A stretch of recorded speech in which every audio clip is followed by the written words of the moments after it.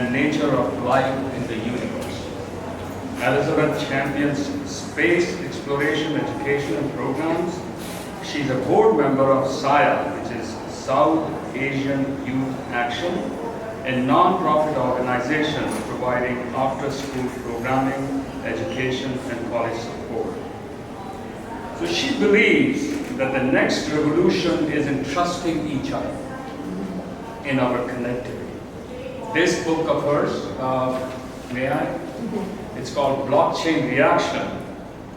Explains how blockchain technology can help bridge our current connection gap and help change the world for the better. A disclosure and a disclaimer, any questions about crypto exchanges, please see me afterwards. Elizabeth is not taking any questions. Nothing on FTX. Nothing on FTX, none of that. So I will take those questions if you have any. Not that I can answer, but I'll take those questions. Then we have our moderator for today, Ambassador. He said not to use ambassador, but once an ambassador, always an ambassador. Ambassador Ramu Damodaran. He joined the United Nations Department of Global Communications in 1996. And his responsibilities in the department have included oversight of relationship with civil society to create community and celebrity advocates. He has been the Secretary of the United Nations General Assembly Committee on Information since 2011. He completed his career with the United Nations in May of 2021.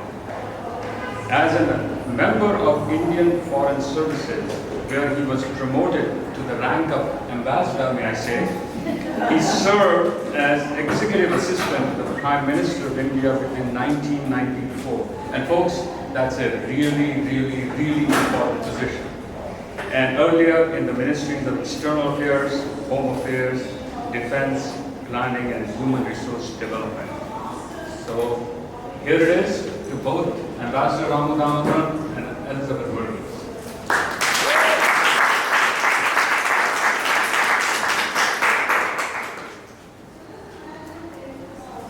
I'm really not sure what I'm doing here.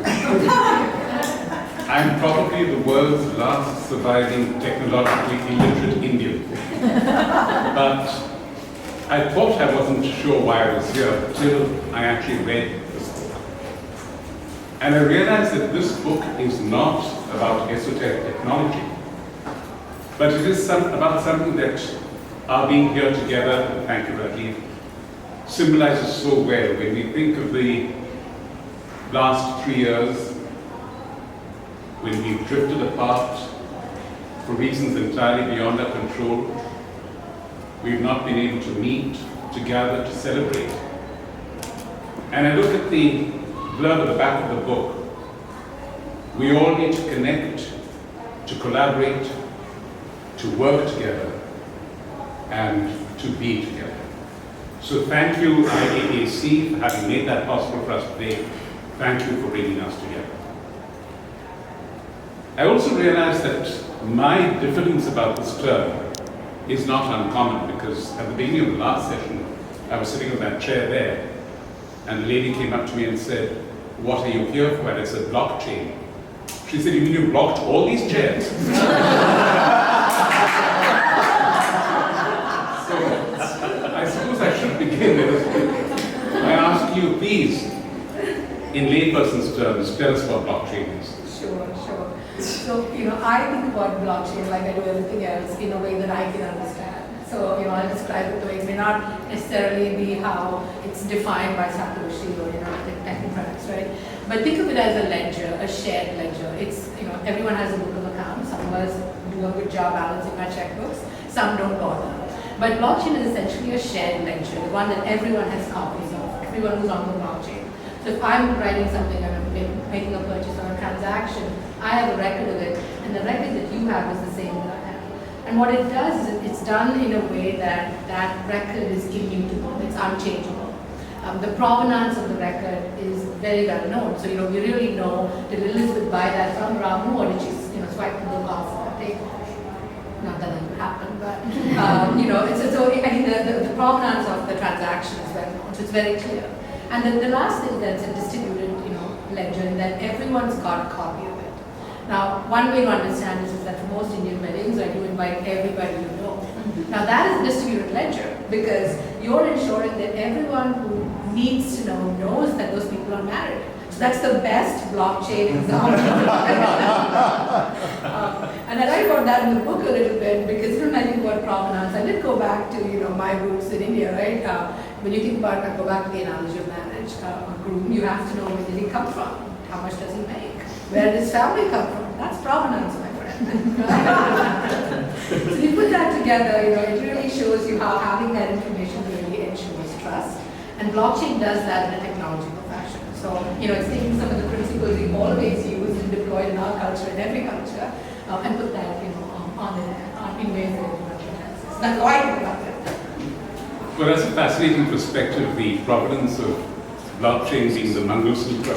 But thank you for that. I also noticed in the book something which is personally very dear to me because of my work at the United Nations, that you really said the only way blockchain can really survive or thrive is through integrity and good governance. So that, in a sense, goes beyond the person-to-person dynamics that you were sharing with us. How do you relate to that level? So that's actually a really important point. And I think that's something that's true for all aspects of technology that we're seeing play out, right? We tend to think that technology can solve certain problems, but it's only a tool, a way for us to operate. And I think the good governance of who makes decisions, how those decisions are managed, are again true as we've been hearing a lot in the space of artificial intelligence. In the space of blockchain, definitely, because if you have permission networks, you see that a lot in financial services. I won't talk about the one we said we won't talk about. But within financial services, things like Quora and Corda, we have permission blockchains operating. Lots of the transactions we see in the banking sector are actually happening on blockchain. Maybe not visible to us, but they're starting to happen. So good governance is clearly important to make all of that happen. And the second part of it is, in order for those transactions to be meaningful or the exchange of information to be meaningful, people have to be involved. So it's really important that we spread the word about what the technology can do. It can provide verifiable, secure credentials. So we know who we're working with. We understand that somebody is really who they are, and not just somebody sitting in the Bahamas or running a company, right?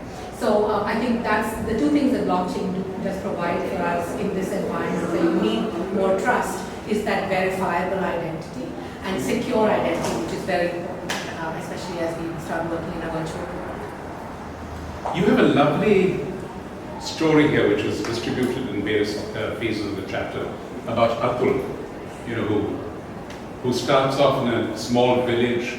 He's able to acquire knowledge, his acquisition of a degree celebrated, and then he moves on.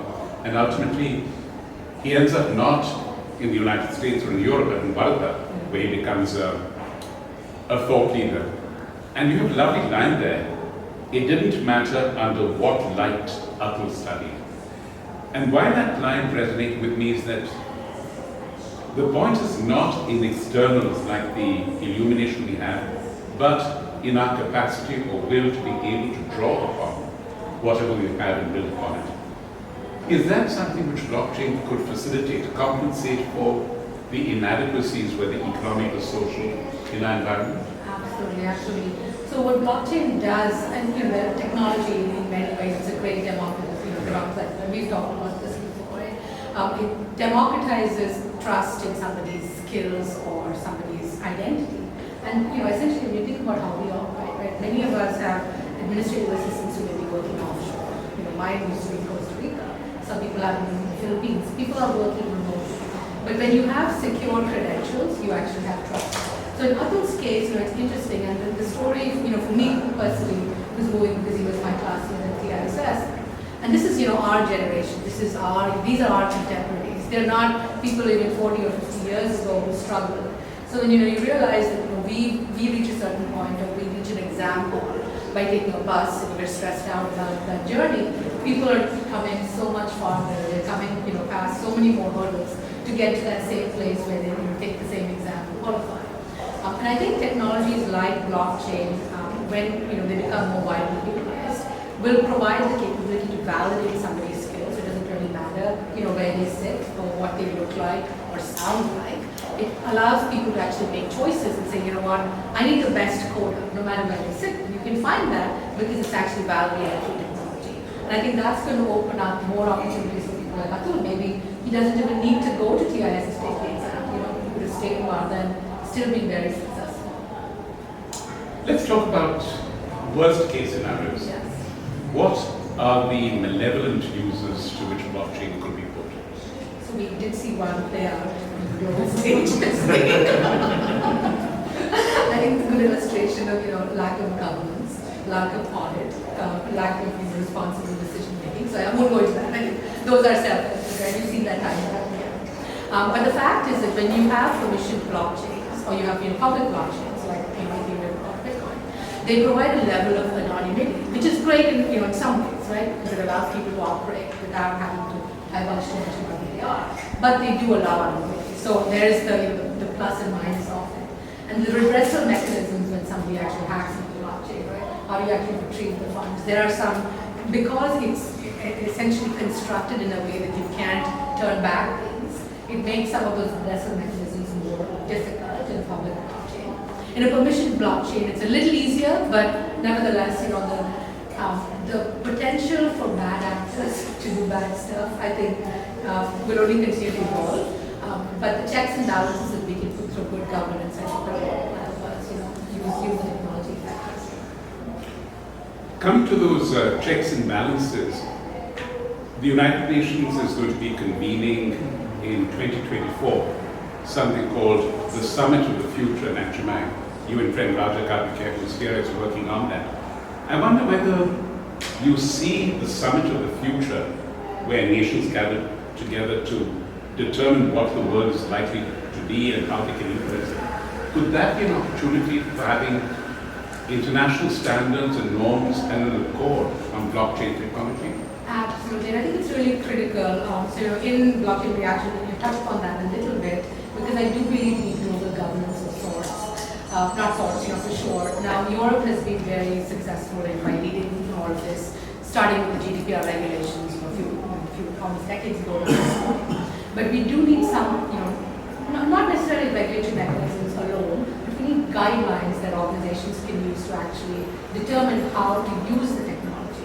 And how do you determine, you know, what kind of, you know, cryptography, for example, to use? Because in the post-quantum computing world, cryptography is going to change as we all know, right? You can't just use the RSA infrastructure we used to use. So I think, you know, some of those things are changing. So you do need global agencies like the United Nations to participate and provide a forum, which is not just pan-continent, because that's what happened with the EU, right? They're operating very effectively within the EU, but we need, you know, conversations that also include other parties who are not traditionally part of that conversation. And I speak deliberately, you know, in this case regarding Russia and China, because if we start, you know, having forums which do not necessarily include all the participants, you know, those that are not participating operate differently with a different rubric. And this is actually also coming to light very significantly in what we're seeing now, what's happening with new space or commercial space exploration. So you know, my other book that's out, After Blockchain, talks about some of the progression that we've seen with commercial space exploration. And the rules of the road for global governance in some of these areas haven't been laid out. So, you know, I'll just take that thread for a second here. Like, you know, who gets to land on the moon and where? Who gets to pick where, you know, China lands and the US lands? And who gets to mine something on an asteroid? Like, who decides? So, you know, if we continue down the path that we are right now without standards, without dialogue on some of these very specific technological aspects, I think it's actually putting lots of our progress at risk. So I would say extremely important. No, that's a very good trigger actually, Alice, because quite apart from the Summit of the Future, we also have another major landmark, which all of us from India are aware of, our chairmanship of the G20, when the summit will be held in India towards the end of 2023. And that would certainly be an opportunity for realizing this. Before we move on to the non-blockchain part of your life, I want you to share an excerpt of the book with us to let people have a flavor of how we've written and what you've written. Thank you. So, you know, I'll share two things if I may, if you have time, Rakesh. But there's one thing about blockchain, and then I wasn't going to share this, but I think I will share a little bit about my own family journey. So from the blockchain perspective, as you recall what you hear about commercial space exploration these days, consider our slow but inevitable migration to extraplanetary life and work. More to come on this. So that's a brief level of conversation we talked about. But the truth is that we can certainly go much farther and much faster than before. And yet we don't have to go far at all to live easier, potentially better lives. Connection and opportunity are as close as our fingertips, within our phones as we know. And connectivity not just with who we interact with, but to a universe full of possibility, called space exploration. So how do we navigate this brave new world? How do we engender trust, functional trust that helps us live and work? As we work together across geographical boundaries, the next revolution is in trusting each other in our connectivity. And then trust is the biggest need and enabler to work together across the world. I just mentioned this because we talked about the trust revolution. And that's really what we need to consider as the next agent of change. Because technologies may come and go. We are going to see quantum computing, we are going to see nanotechnology, nanogenomics. And in all of those things, trust and good governance are really what's going to help us progress forward. And then I know because you're going to ask me about my, I just want to read a quick excerpt here because and this may resonate I think with some others of you who went back home to Gulf for vacations, right? As the summer months approach, this exchange of letters will intensify in dizzying preparation for the long journey back home. Finally, with dates locked down, tickets booked and confirmed, the annual pilgrimage to Kerala will begin. Moni and Chinnu, my parents, with their squabbling brood, there was a lot of squabbling, needed 3 days and 2 nights to reach home.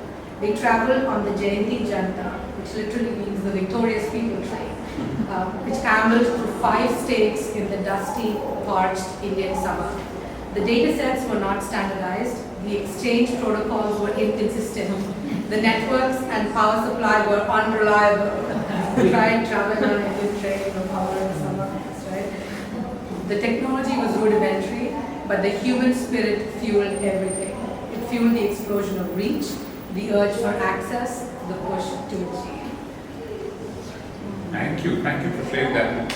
Let me bring it back to your background and your family. I should share right away that you had a remarkable set of parents, both of whom were involved with nuclear energy, atomic energy. Yeah.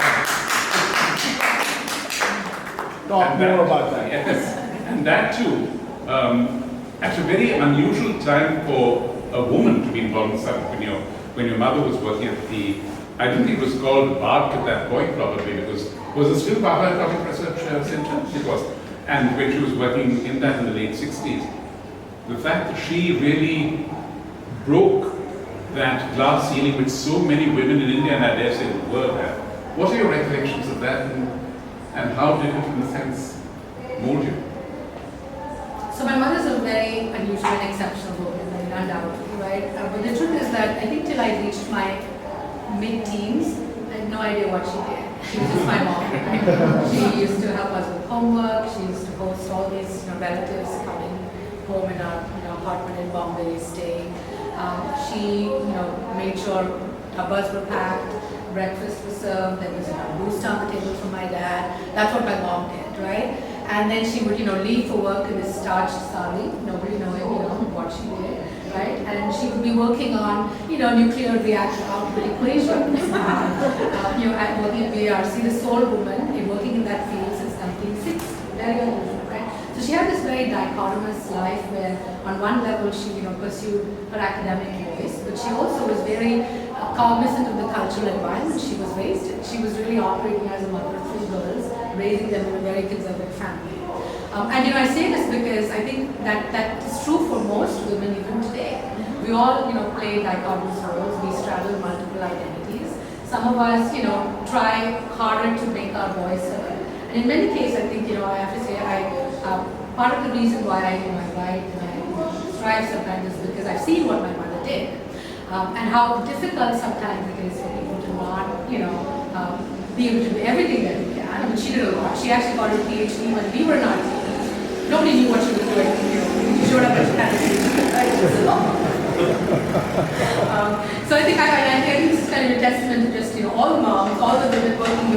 there who do that, and many of them, we don't know their stories, but there are so many amazing stories. So so I mean, definitely, I think that's why I dedicated this to, both my parents, Moni and Chinnu, my mom, and, my dad, who, helped her do all of that.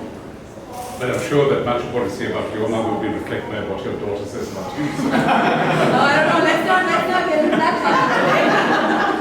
No, but what you said about your mother brought to mind this lovely remark of Desmond Tutu, that God created man, and then she realized she could do better at creating women. And since we are at a literary festival, and by no means diminishing the fact this is literature, could you share with us, Alice, some of your own forays into literature, the writers you like, the sort of books that you've read? Definitely, there's, so many. I have to kind of start there because, I've been growing up in Bombay. I tried to read everything I could get my hands on. I read Benjamin Spock. I knew all about child rearing. I read every book in the house. So that is absolutely the case. I read the typical classics we all went through, but I think there were a couple of authors who definitely influenced me a lot. And I mentioned, one is Maxim Gorky, he's a Russian author. He wrote a lot about the angst of the common man. At a time when I think, we felt the angst, but we didn't articulate it as much, I believe. I read his books fairly young because my parents used to work for the IAAC, they were always these book fairs. But what Gorky really wrote about, folks who were familiar with the writing, he wrote about the life that the common man suffered with in the realm of poor governance, right? You have bad governance, or people who don't do what they're supposed to do. He really articulated the pain and the misery, and just the general, the way people live their lives, and it was impactful. So I think that definitely made an impression on me, helped me understand the implications of things we read in our books into the life of the common man. So Gorky was definitely one of the writers I read a lot of. I also, there's this writer called Rumu Damodaran.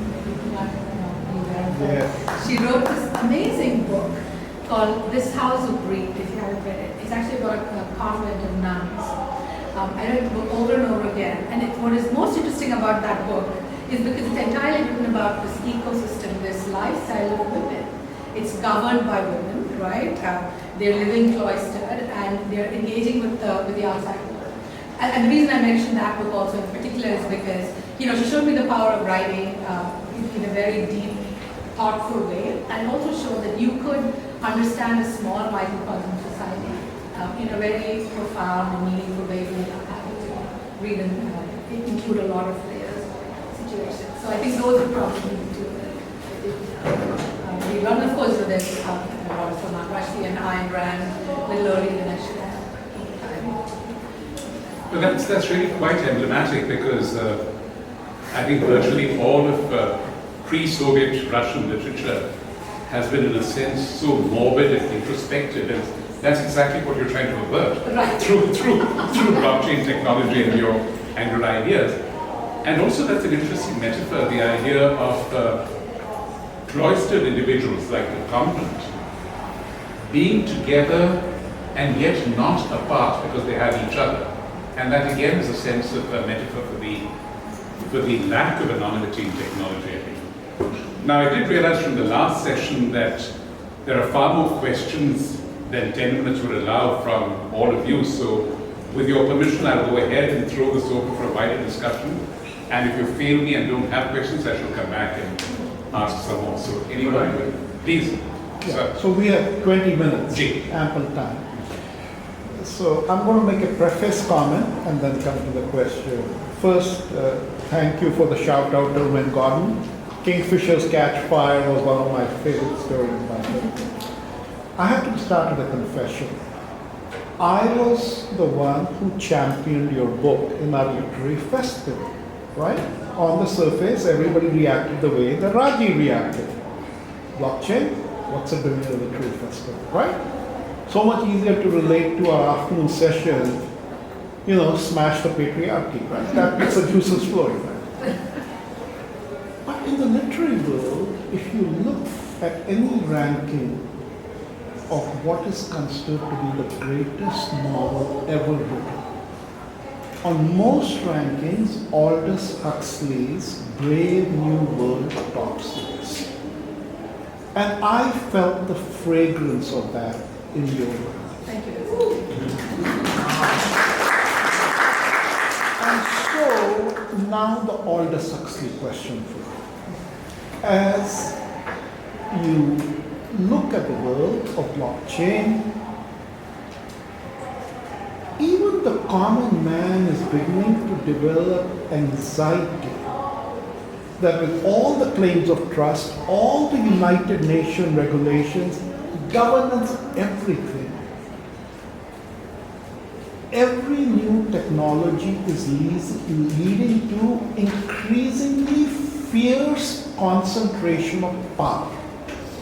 We have never had a situation in history where a single man, like that image on the TV screen in Aldous Huxley, can speak to 250 million people.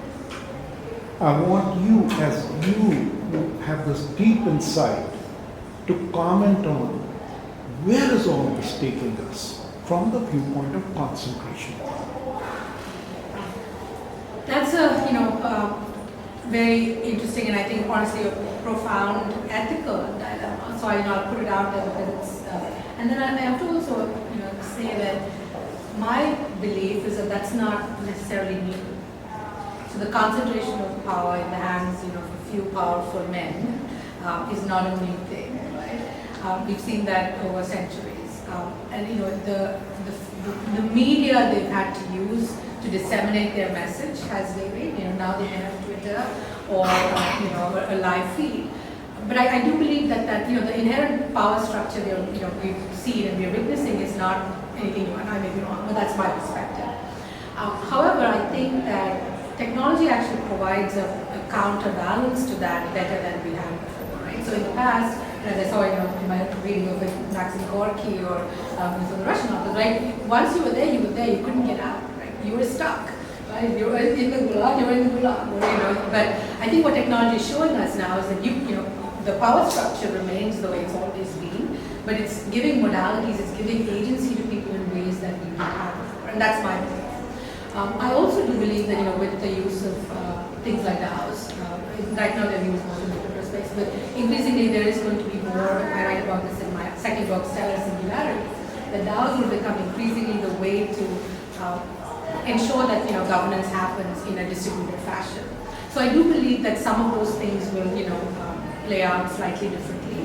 That said, I do believe that the geopolitical challenges that we're facing are actually going to exacerbate some of those concentration of power issues even more than technology, because it's how we include certain players and actors and how we engage with them that's going to determine how technology actually gets used. And I think we're seeing this definitely in the space exploration arena with what China and Russia are trying to do. So I think my perspective is still of optimism and hope, but definitely in belief that governance and dialogue are actually what will save us all. Not just getting onto the next planet.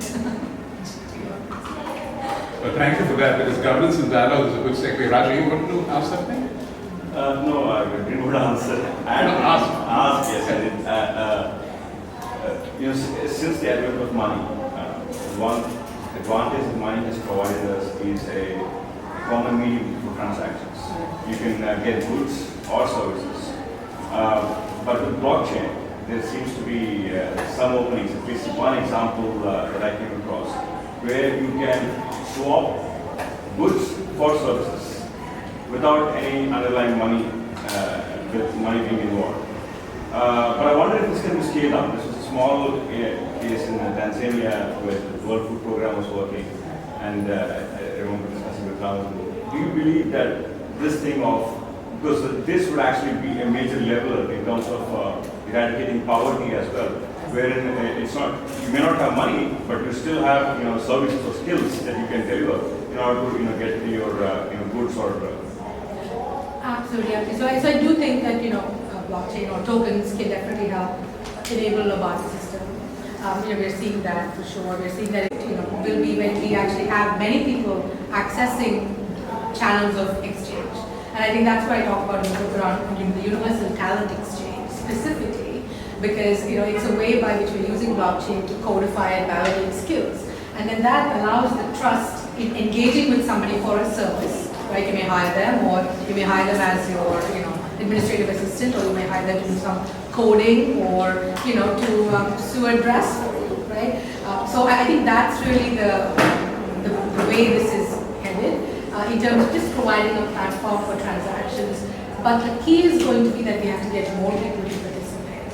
And as long as the narrative, and this is why I wrote the book actually, is unilateral, it's about crypto, we're not going to actually understand the technology and what it can do. So I'm really hoping that all of us can look at how the technology can help make some of those changes. One other thing I just wanted to mention, because as we were talking about the United Nations focus, some of the what we forget is that today I just checked the population time clock. We're at touching 7 billion, right? 7.9 billion. So we're going to cross 8 billion by November, and very soon we'll be at 9 billion. Now 50% of that growth from 8 billion to 9 billion, 50% of that growth will actually come from 8 countries. And those 8 countries are India, Pakistan, the Philippines, Congo, Egypt, Nigeria, Tanzania, and Ethiopia. So 50% of the population growth is going to come from only these 8 countries. And if you think about what that implies in terms of accessing talent, skills, ensuring that they actually have a way to participate in the economy, it's actually very important, not just from a pure economics perspective, but from a social stability perspective. So I think that's something that we have to keep in mind, and how can we use the technology to really enable more people accessing the formal economy, because right now it's 86% of the African economy is informal, 68% of the Asian economy is informal. So if we have to bring all of them to the formal economy, I think blockchain and talent exchange will do something. It's a fascinating perspective. Thank you. So Elizabeth, fascinating book, fascinating talk, but I have a slightly pessimistic view of new technology. I remember 10, 15 years ago, Facebook was going to cure cancer and bring us all together, and look at what some people believe is something else now. So what is it we can do that this blockchain technology does what it intends, what we think it will do, and stop it becoming another Facebook? So that's a good question, in the sense that I think any technology has positive utility and negative utility. The reason why we focus so much on Facebook, I think, is because when who had the opportunity to build a Facebook was limited to very few people. There weren't that many people who had opportunities to actually learn to code or be at Harvard or have a life of privilege. So our sample size of the people who actually got to do that work was very small. But if we were actually able to open the aperture and let more people who have a broader perspective participate in building some of those platforms and tools. The same thing is true for Twitter, right? Or when you think about who are the founders, right? Where does the funding go? Back to the patriarchy value, right? There's things to be considered, right? Who's actually participating? Who's actually leading the conversation? And I think that brings us to this question I think we have to ask as a global technology community. Are the leaders truly representative of the participants in the global economy? And I think we find that's not the case. So I think that's one point, right? So I think that's also really a function of who leads and who does the work. I think the other part of it is that as more and more technologies are emerging, I used to work for IBM, we do see a lot of innovation coming down the pike, and some of the early adopters do suffer with how those things play out, right? But then we learn from them, and we may not necessarily use AI for everything, but now we are using AI for everything. We are using it for drug discovery. So I think there's a bit of a cyclical correction that will need to happen in many of these applications, but ultimately if we use them well, it will still propel us forward. Please. Hi. First of all, thank you, Elizabeth, for being the spokesperson for this, because very often I see men talking about blockchain. So I do appreciate that you're the one having this conversation. In a way, my question is a variation of the things that you heard earlier, but my concern is about the potential tribalism that comes from who ends up having these conversations. You're aware of it, the need for it to be inclusive, but what are barriers to entry? How much diversity are you seeing in the conversations in the rooms in blockchain? Who are the people talking about it? How do more people get into that room with us? Absolutely. And I think that's a broader, really existential question, and I think it's really important because we have to ask that question in the fields of finance and boardrooms too, right? And in technology particularly.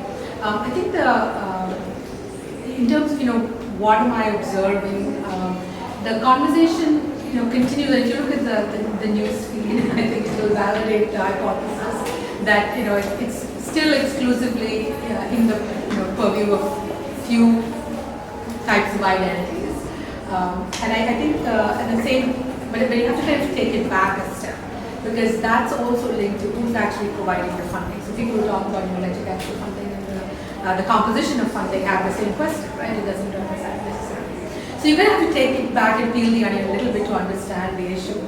And I'll mention one thing because the whole factor of women's engagement in technology and science is an important one, and there are some reasons for why it's not happening. And this is the story. So worked for IBM, right? So we in the 60s, Cosmo had this article on the computer, the code and girl, because when computers first came out, like we saw in Hidden Figures, women were the first ones actually leading the path of coding. And then what happened, right? Over time, there were certain personality tests that were created based on certain profiles that started saying, hey, these are the tests that predict success in coding. And they started actually because of code governance or science. It's kind of a selection and pushing of certain dynamics around who is actually being considered good. And when IBM, we were looking at engaging more women in technology, we said, let's forget about degrees, let's run hackathons, because hackathons are a great democracy way to. But what we found is that even in those hackathons, it was the men who were winning. So we said, okay, let's kind of understand why. Now, the men who hack are the ones who played video games. It's true. Video games are a training ground for what's happening in technology. So we've created an entire generation of young men who were basically playing video games, kind of training for the job intensively. And why was that? Because the people developing video games were men. So I think we have to kind of peel back the onion a little bit to really, if you really want to solve it. So I definitely advocate for this a lot. I was at Columbia Business School yesterday, the Women's Business Conference, on the technology panel, because reminding people that you don't have to be a coder to participate in the technology, economy. This ethics has to be solved. People problems have to be solved. Geopolitical issues have to be solved. Law has to be solved. So there's so much work to be done. So I think it's really up to us to encourage people to participate in whatever they're comfortable. Please. Would you say, I'm very fascinated about the whole topic also, would you say now that also video game developers need to develop different kind of games than the shooting and the war games, let's say, because also there maybe is a start. That's a whole topic for sure by itself. Does it mean we create different brains, different people? I think if we have to, we really want to solve some of these problems, we have to understand what's behind, what's caused some of them, because we're coming in at the end of it and trying to fix it, right? And I think we have to go back a little bit and look for the roots. So I have a question around, I know you covered the topic on the women, which is really good. We need more women in technology. That's something that everybody's advocating for. But I also want to look at it from an accessibility perspective. How does this blockchain going to kind of solve for the accessibility, diversity, inclusion, and all those topics? And what can be done? What can we do to do it? Is there some kind of a forum? I know we've talked about governance and people coming together, but what is it as a women leader who want to do all this? What are your, I would like to say, prescriptive things, top 5 things that need to happen right now as action points so that people can take it and run away with it and start working on those? Absolutely, that's a great point. So I would recommend, so this is what I was trying to do yesterday. I was taking a class on Google Cloud Platform. So, everybody should know what's happening on the cloud. I mean, I know some, I work in that space, but, I don't have a certificate. So, I think it's really important if we really care about wanting to learn, we have to go take a class. And we're in a different environment than my friend Atul, right? We have this embarrassment of richness in terms of content, right? We can take a free class on YouTube or a master class or get a free certification from IBM or Microsoft. So I think it's really important to almost, require our kids to do some of that. Does not always happen if we are mammals, but we can try, right? So I think taking some of those classes is really important. I think the second thing is, just showing that it's accessible. Because, many of us, gender is one, socioeconomic status is one, and in India, caste is one, right? So I think the more transparent we are about how we can pull people and bring them along, I think we can, if we play it forward a little bit, it kind of eliminates that barrier. One, by showing up, and two, by including others. And I think the third and the final thing is, I think we all have to actively engage. I think the truth is that quite frequently we don't participate for whatever reason, because either we don't know enough, or we think it's not important, or but then it's not going to change. It's kind of like the voting, right? Everyone's vote counts. So I think that's what I would say. Thank you so much. And I just wanted to end by your lovely dedication to the book, to your parents, who inspired you to stay forever young. And forever young, for those of you who are not from my generation, was a song by Bob Dylan. And there's a verse in it which says, "May you always do for others, and may others always do for you." And that, I think, is the essence of the trust that you mentioned, that you hope that this technology, its promise, its potential will engender, because ultimately it's not about sitting before a screen or in your lovely phrase to make sure your resume doesn't end up in a landfill or a shredder, but it's also about connecting people to people, person to person, human to human, in a way that is transparent, inclusive, and above all, it's trust. Thank you so much.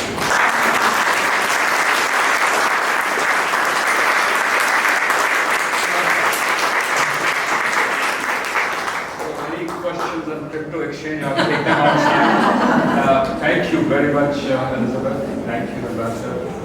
We're very, very honored, and it was a lovely, lovely session. Thank you. So much. We decided it's outside, and you're also brought your reference. Thank you.